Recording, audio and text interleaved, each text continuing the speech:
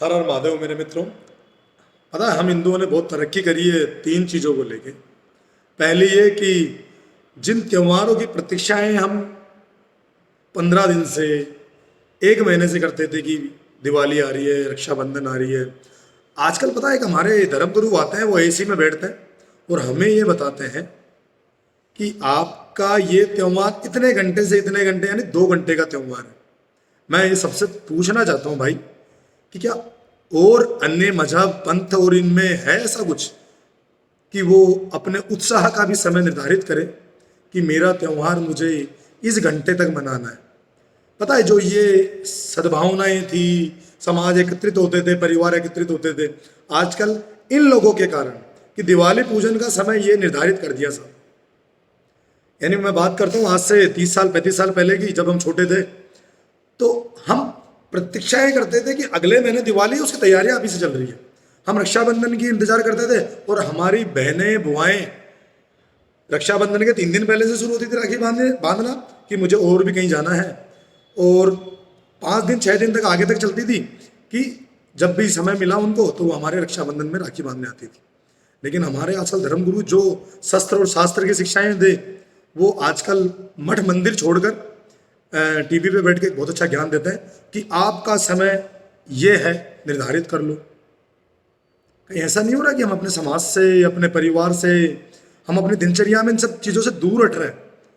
हम अपने बच्चों को समझा ही नहीं पा रहे कि हमारे त्यौहार क्यों है, किस लिए है, क्यों मनाए जा रहे हैं।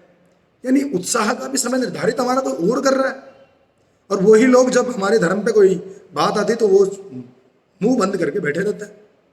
क्या उन लोगों की बातें हमें माननी चाहिए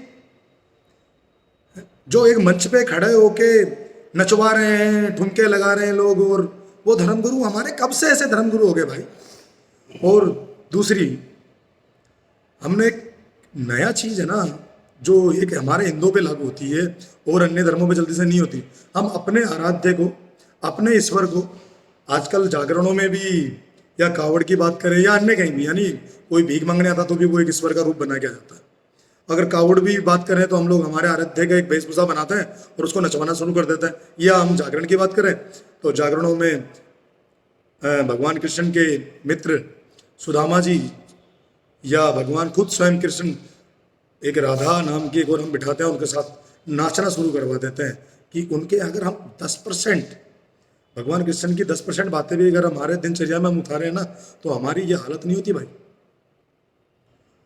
है ना। जो हम अपने खुद ईश्वर की, अपने आराध्य की मजाक बना रहे हैं और दूसरों को हम ज्ञान देते हैं कि है ना वो लोग हमारे लिए ऐसा बोले। अगर वो बोलते तो बहुत बड़ा प्रोपेगेंडा हो जाएगा, टीवी पे डिबेट हो जाएगी, हमारे बहुत सारे धर्मगुरु आगे बैठ जाएंगे, पार्टी के कार्यकर्ता आगे बैठ जाएंगे और हमें ज्ञान देंगे कि धर्म ऐसे नहीं ऐसे ऐसे होता है ना।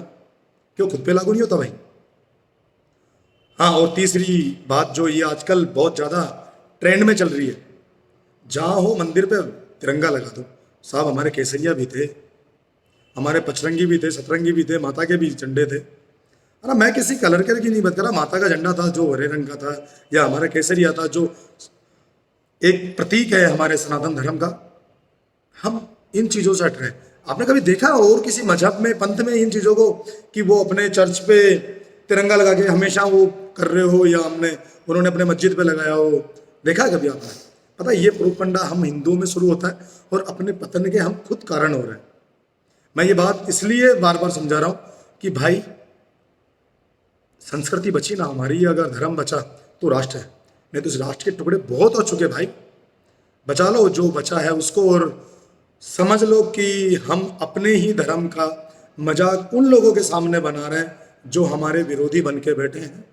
उनको जगह मिल जाती है, वो हमें हर बात पे जवाब दे देते हैं, उसके कारण भी हम हैं, है ना। तो शायद मैं सोच रहा हूँ कि हमें जागरूक होना पड़ेगा, उन लोगों के खिलाफ मुकदमे लगाने पड़ेंगे जो हमारी आस्थाओं के साथ खेल रहे हैं, हमारी संस्कृति के साथ खेल रहे हैं। हमें आत्ममंथन करने की आवश्यकता है कि हम दूसरों पे उंगली उठाने से पहले स्वयं पे एक बार देखें। हर हर महादेव, जय सिया राम, वंदे मातरम।